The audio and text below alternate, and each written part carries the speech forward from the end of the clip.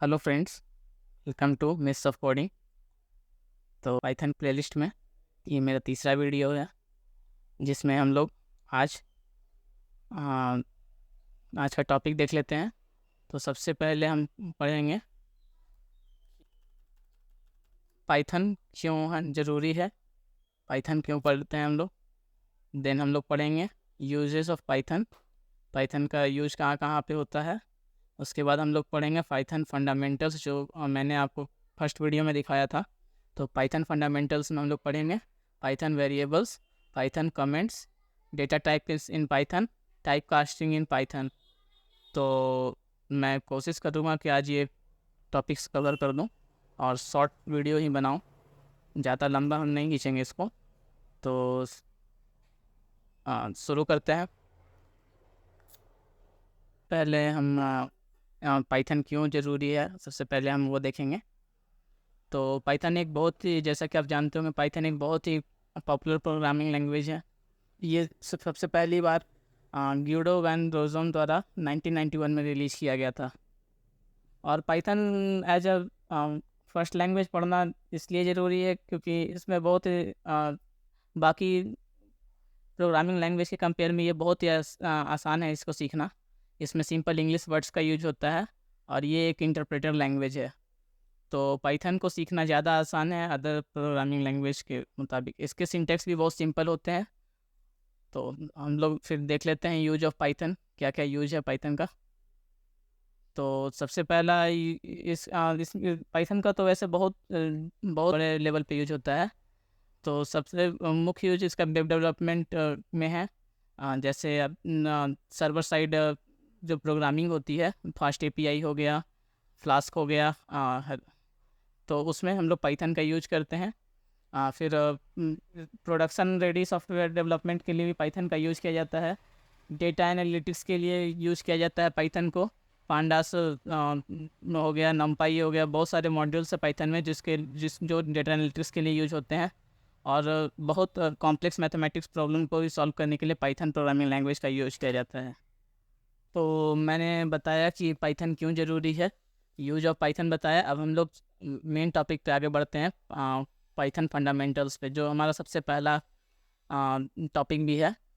तो हम लोग पाइथन फंडामेंटल्स में पाइथन वेरिएबल्स को पढ़ेंगे, कमेंट्स पढ़ेंगे, डेटा टाइप्स पढ़ेंगे और टाइप कास्टिंग पढ़ेंगे आज की वीडियो में। तो पाइथन वेरिएबल्स पढ़ने के लिए मैंने कुछ टॉपिक्स लिख रखे हैं इसके अंदर। तो आप देख सकते हैं कि पाइथन वेरिएबल में हम लोग सबसे पहले पढ़ेंगे डिक्लेयर कैसे करते हैं किसी वेरिएबल को पाइथन में। फिर हम लोग कैसे मल्टीपल वैल्यू को असाइन करते हैं मल्टीपल वेरिएबल्स में।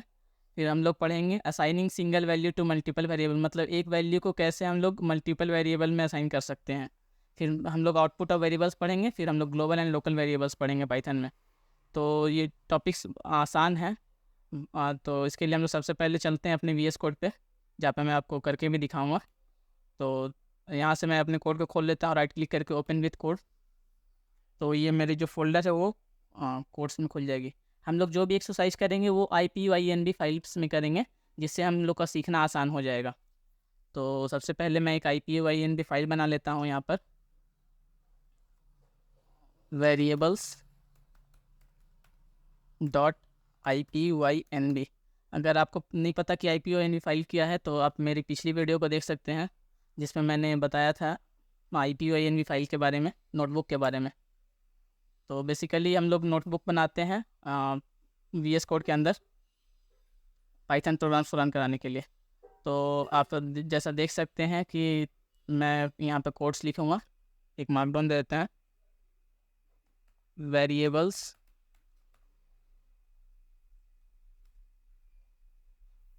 In Python. तो मैं आपको वेरिएबल्स के बारे में बताऊँ तो वेरिएबल्स बेसिकली क्या होते हैं, जिसमें हम लोग किसी कीवर्ड में हम लोग डेटा को स्टोर करते हैं, तो उसको वेरिएबल बोलते हैं। जैसे कि मैं यहाँ पे एक वेरिएबल बनाकर दिखाता हूँ। एक्स एक वेरिएबल है जिसमें हम लोग 35 को स्टोर करेंगे। तो ये एक एक्स क्या हो गया, एक वेरिएबल हो गया जिसमें कोई वैल्यू हम लोग स्टोर करते हैं। तो पाइथन में वेरिएबल को डिक्लेयर करने के लिए कोई ख़ास कमांड नहीं है। जब हम लोग किसी वैल्यू को स्टोर करते हैं तो वो वेरिएबल खुद ब खुद वो डिफाइन हो जाता है।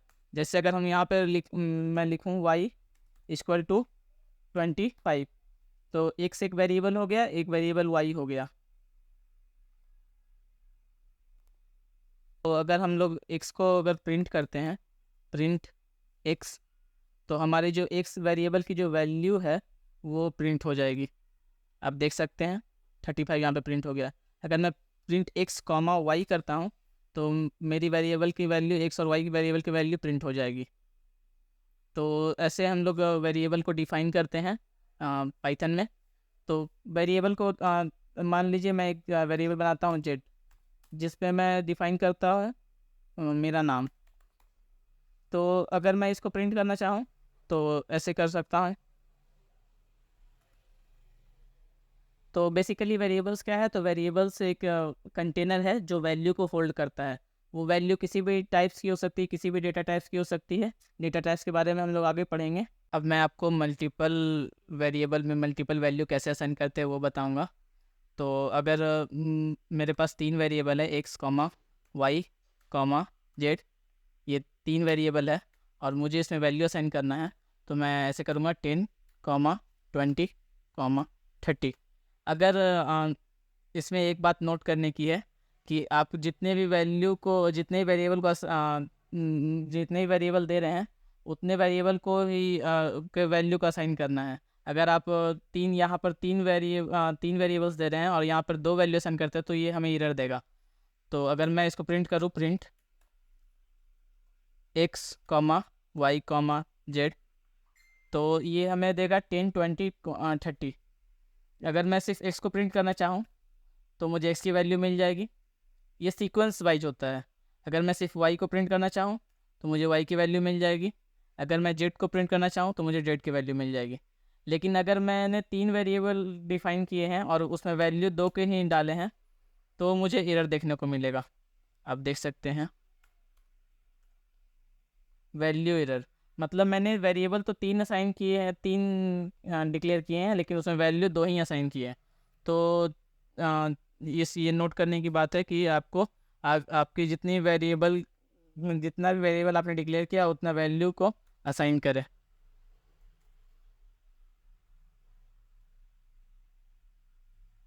अब मैं आपको बताऊंगा कि मल्टीपल वेरिएबल में सिंगल वैल्यू कैसे असाइन करते हैं। तो उसके लिए हम लोग वेरिएबल सीखेंगे x equal to y equal to z. तो मैंने यहाँ पर 3 वेरिएबल्स लिए हैं x y z, और इसमें हम एक वैल्यू असाइन करेंगे ऑरेंज। तो अगर मैं इसको रन करता हूँ, इस प्रिंट लिख कर मैं अगर x को रन करता हूँ तो ये कौन सा वैल्यू कंटेन करेगा, ऑरेंज कंटेन करेगा। आप देख सकते हो आउटपुट ऑरेंज। अगर मैं प्रिंट लिख के y को अगर प्रिंट करता हूँ तो y भी ऑरेंज को कंटेन करेगा। आप देख सकते हैं। इसी तरह अगर मैं जेड को प्रिंट करता हूँ तो जेड भी ऑरेंज को कंटेन कर रहा है। तो इस तरह हम लोग सिंगल वैल्यू मल्टीपल वेरिएबल्स में असाइन कर सकते हैं। जैसे मैं एक वेरिएबल यहाँ पर लिखता हूँ फ्रूट्स, जिसका वैल्यू मैं दे देता हूँ एप्पल। तो अगर मैं इस वेरिएबल को प्रिंट कराऊंगा, प्रिंट फ्रूट, तो ये प्रिंट वेरिएबल फ्रूट्स का जो आउटपुट है वो क्या होगा, तो एप्पल होगा, जो इसमें हमने वैल्यू असाइन किया है। तो हमेशा वेरिएबल डिस्क्रिप्टिव होना चाहिए, मतलब कि उसको पढ़ के पता होना चाहिए वैल्यू कि क्या उसमें वैल्यू है। अगर मैं ऐसे लिखता हूँ नंबर 1 इक्वल टू दिस, तो ये एक सही तरीका नहीं है, क्योंकि नंबर 1 से हमें क्या पता चल रहा है कि ये कोई नंबर होना चाहिए, लेकिन हम लोग इसमें एक स्ट्रिंग को डिफाइन कर रहे हैं। तो ये सही तरीका नहीं है। वेरिएबल हमेशा डिस्क्रिप्टिव होना चाहिए, और जिससे पढ़ के पता चलना चाहिए कि हाँ हम लोग कौन सा चीज़ डाल रहे हैं किस में। अगर मैं टॉय डालूँगा और उसमें डॉल डालूँगा तो ये एक सही तरीका है वेरिएबल को लिखने का। आप चाहे तो कुछ भी लिख सकते हैं, लेकिन ये तरीका सही है।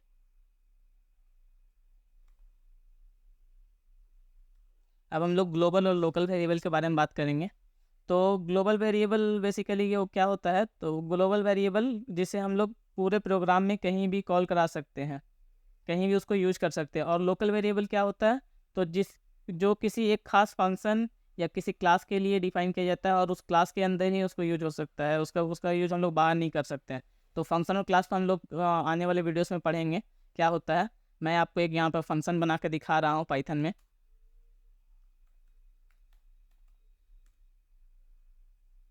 जिसमें हम लोग एक लोकल वेरिएबल को डिफाइन करेंगे और एक ग्लोबल वेरिएबल को डिफाइन करेंगे। तो सबसे पहले मैं एक वेरिएबल डिफाइन कर लेता हूँ, x इक्वल टू 5। और इस फंक्शन के अंदर भी हम लोग वेरिएबल को डिफाइन करेंगे, x इक्वल टू 5। तो अगर मैं इसको x को प्रिंट करूँ, तो ये हमेशा ग्लोबल वेरिएबल का वैल्यू लेगा, क्योंकि मैं इसे फंक्शन के बाहर प्रिंट कर रहा हूँ। जैसा आप देख सकते हैं, मैं इसे फंक्शन के बाहर प्रिंट कर रहा हूँ। तो इसका वैल्यू क्या होगा, मैं यहाँ पे 5 नहीं लिख कर 10 लिख देता हूँ, जिससे कन्फ्यूजन ना हो। तो ये हमेशा ग्लोबल वेरिएबल को प्रिंट कर, क्योंकि मैंने फंक्शन के बाहर प्रिंट किया है। अगर मैं फंक्शन के अंदर प्रिंट करूँ, तो अगर मैं इसे फंक्शन के अंदर प्रिंट करता हूँ एक्स को, तो ये एक्स कौन सा प्रिंट होगा, तो फंक्शन के अंदर वाला प्रिंट होगा। अगर मैं फंक्शन को कॉल करूँ, आप देख सकते हैं कि ये एक्स जो है वो फंक्शन के अंदर। तो ग्लोबल वेरिएबल को हम लोग थ्रू आउट द प्रोग्राम कहीं भी प्रिंट करा सकते हैं, बट जो लोकल वेरिएबल्स होंगे उनको बस हम लोग फंक्शन के अंदर ही प्रिंट करा पाएंगे, तो फंक्शन के अंदर ही उसको हम लोग यूज कर पाएंगे। तो लोकल वेरिएबल को ग्लोबल वेरिएबल में कैसे चेंज करते हैं, अगर मैं इस अंदर वाले फंक्शन को ग्लोबल बनाना चाहूँ, तो उसके लिए हम एक कीवर्ड का यूज करेंगे पाइथन में, ग्लोबल एक्स। अब हम लोग जो फंक्शन के अंदर जो एक्स का वैल्यू है उसको हम लोग बाहर भी यूज कर सकते हैं। तो मैं आपको दिखा देता हूँ उसके। सबसे पहले हम इसका नाम चेंज कर देते हैं, जिससे कन्फ्यूजन ना हो। तो अगर मैं इस फंक्शन को कॉल करूँ, तो हम लोग इस प्रिंट को मिटा मिटा देते हैं। तो अब हम लोग एक्स को बाहर भी हम लोग यूज कर सकते हैं, जैसा कि आप देख सकते हैं। हम लोग एक्स को डिफाइन किए थे फंक्शन के अंदर, बट ग्लोबल कीवर्ड लगा के अब हम लोग इस एक्स के वैल्यू को कहीं भी यूज कर सकते हैं। ठीक है। तो वेरिएबल में, तो मैं आशा करता हूँ कि आपको वेरिएबल समझ में आया होगा। तो बेसिकली वेरिएबल क्या है, एक कंटेनर है जो वैल्यू को कंटेन करता है, जिसमें हम लोग वैल्यू को रखते हैं। और एक चीज़ इसमें मैं आपको और बताना चाहता हूँ, अगर मैं वैल्यू को, सेम वेरिएबल को दोबारा कॉल करूँ और उसके वैल्यू को चेंज करूँ और उसको प्रिंट कराना चाहूँ, तो ये मुझे अपडेटेड वैल्यू देगा। मतलब कि ये y के वैल्यू को ओवरराइट कर चुका है। पहले पहले हमने y के वैल्यू को 5 डिफाइन किया था, फिर हमने y के वैल्यू सेम वेरिएबल को 10 दे दिया। तो ये क्या करेगा कि 5 को ओवरराइट करके 10 प्रिंट करेगा। तो वेरिएबल में मैंने आपको बताया, आप और वेरिएबल को एक्सप्लोर कर सकते हैं। मैं डिस्क्रिप्शन में लिंक दे दूंगा, जहाँ से आप और वेरिएबल के बारे में पढ़ सकते हैं। तो आशा करता हूँ मैंने वेरिएबल को क्लियर कर दिया है। अब हम लोग डेटा टाइप्स के बारे में पढ़ेंगे, अगले टॉपिक के और बढ़ेंगे, डेटा टाइप्स इन पाइथन। उससे पहले मैं कमेंट्स के बारे में बता देता हूँ आपको। तो बेसिकली कमेंट्स क्या होते हैं पाइथन में, यहाँ पर मैं हेडिंग दे देता हूँ, कमेंट्स इन पाइथन। तो बेसिकली कमेंट्स क्या होते हैं पाइथन में, कि हम लोग जब भी प्रोग्राम लिखते हैं तो उसको डिस्क्राइब करने की ज़रूरत पड़ती है इन द प्रोग्राम। तो हम लोग वो कैसे कर सकते हैं, तो कमेंट्स की मदद से कर सकते हैं। अगर हम फंक्शन लिखते हैं या कुछ भी लिखते हैं, तो उसको बताना पड़ता, अगर कोई और हमारे प्रोग्राम को देख रहा है तो उसको कैसे पता चलेगा, तो कमेंट्स की सहायता से ही पता चलेगा। कमेंट्स जनरली हम लोग उस चीज़ को डिफाइन करने के लिए लिखते हैं। तो मैं कमेंट्स कैसे लिख सकता हूँ पाइथन में, तो आप देख सकते हैं कि मैंने एक वेरिएबल डिफाइन किया, उसके बाद मैंने एक फंक्शन डिफाइन किया, def function 1 print this is a function। तो अब मुझे किसी को बताना है कि ये एक वेरिएबल है, तो मैं उसको कैसे बताऊंगा? तो कमेंट्स को लिखने के लिए हम लोग हैश कीवर्ड का यूज़ करते हैं, हैश। तो इसके बाद जो भी आप लिखिएगा, दिस इज अ वेरिएबल, तो वो एक कमेंट होगा, वो पार्ट रन नहीं करेगा, वो एक कमेंट की तरह बिहेव करेगा। This is a function. तो अगर मैं इसको रन कराऊँ तो ये पार्ट रन नहीं करेगा, जो कमेंट है, इसको छोड़ के बाकी पार्ट रन करेगा। तो बेसिकली कमेंट्स लिखने के लिए हम लोग हैश का यूज करते हैं पाइथन में। अगर हमको मल्टी लाइन्स कमेंट्स लिखना हो तो पाइथन में मल्टी लाइन्स कमेंट्स लिखने के लिए हम लोग डॉक स्ट्रिंग का यूज करते हैं। बेसिकली वो कमेंट्स नहीं है, वो स्ट्रिंग का टाइप है, हम लोग स्ट्रिंग में पढ़ेंगे डॉक स्ट्रिंग को। तो मल्टी लाइन्स कमेंट्स लिखने के लिए हम लोग उसका यूज करते हैं। उसको लिखने के लिए आपको 3 कोट्स देना होगा, और उसके अगर अंदर आप कुछ लिखते हैं, this is a multi line comment in Python, तो ये एक हम लोग इस तरह से मल्टी लाइन कमेंट्स लिख सकते हैं पाइथन में। बट ये कमेंट नहीं, ये स्ट्रिंग का पार्ट है, जिसको हम लोग स्ट्रिंग में भी पढ़ेंगे। तो हम बेसिकली हम लोग इस चीज़ का यूज करते हैं मल्टी लाइन कमेंट्स को लिखने के लिए। और हम लोग अगर मान लीजिए कि हमारा कमेंट मल्टी लाइन में है, comment 1, this is comment 2, this is comment 3। अगर हमको ये 3 लाइन कमेंट करना है एक साथ, तो हम क्या करेंगे, इसको सिलेक्ट करेंगे और हम लोग Ctrl+// दबाएंगे, तो ये 3 लाइन एक साथ कमेंट हो जाएगी।